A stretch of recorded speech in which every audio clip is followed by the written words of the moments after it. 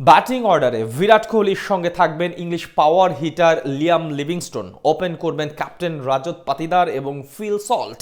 Bowling ডিপার্টমেন্টে আছে একাধিক তারকা পেস বোলার। 2025 আইপিএলের প্রথম দিনেই কলকাতার বিপক্ষে মাঠে নামবে রয়্যাল চ্যালেঞ্জার্স বেঙ্গালুরু।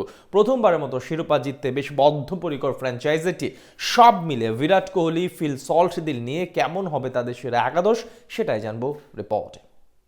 দরজায় করা নাড়ছে দুনিয়ার সবচেয়ে বড় ফ্র্যাঞ্চাইজি টুর্নামেন্ট আইপিএল এর 18তম আসর। আগামী 22 মার্চ পর্দা উঠবে ইন্ডিয়ান প্রিমিয়ার লিগের এবারের মৌসুম। টুর্নামেন্টের উদ্বোধনী ম্যাচে ডিফেন্ডিং চ্যাম্পিয়ন কলকাতা নাইট রাইডার্সের বিপক্ষে মাঠে নামবে বিরাট কোহলির royal Challengers Bengaluru. India premier লিগে বরাবরই সেরা দল গড়ে বেঙ্গালুরু। প্রত্যাশা মতো সেরা পারফরমেন্স বা ফলাফল না পেলেও শক্তিশালী স্কোয়াড গড়ার দিক থেকে কোনো প্রকার কৃপণতা করে না তারা, যেই ধারাবাহিকতা ছিল এবারের আসরেও। সৌদি আরবের জেদ্দায় অনুষ্ঠিত হওয়া মেগা নিলাম থেকে সব সেরা ও কার্যকরী ক্রিকেটারদের স্কোয়াডে ফিরিয়েছে বেঙ্গালুরু। সেখান থেকে সেরা একাদশ নিয়ে মাঠে নামবে কলকাতার বিপক্ষে। এবারের নিলামের আগে ফাফ ডু প্লেসিকে রিটেন করেনি রয়্যাল চ্যালেঞ্জার্স বেঙ্গালুরু, তাই বদলে গিয়েছে ক্যাপ্টেনের নাম। ডুপ্লেসির জায়গায় এবার আরসিবি কে নেতৃত্ব দেবেন রজত পাতিদার, যার সুবাদে স্বাভাবিকভাবে নতুন ওপেনিং কম্বিনেশনও দেখা যাবে একাদশে। সেখানে তার সাথে জুটি করতে পারেন আগের সিজনে কেকেআর এ খেলা ফিল সল্ট। ইংলিশ এই মারকুটে ওপেনারের প্রতি আকাশ সমান প্রত্যাশা এবার বেঙ্গালুরুর। দলটার হয়ে 3 নম্বরে ব্যাট করতে পারেন সাবেক কাপ্তান বিরাট কোহলি। ব্যাট হাতে দুর্দান্ত ফর্মে আছেন ভারতীয় দলের ডানহাতি ব্যাটার। চ্যাম্পিয়ন্স ট্রফির সেই ধারাবাহিকতা এবার আইপিএল এ বজায় রাখতে হবে তাকে। সেই সাথে ব্যাট হাতে দলকে সামনে থেকে নেতৃত্ব দিতে হবে বিরাট কোহলিকে।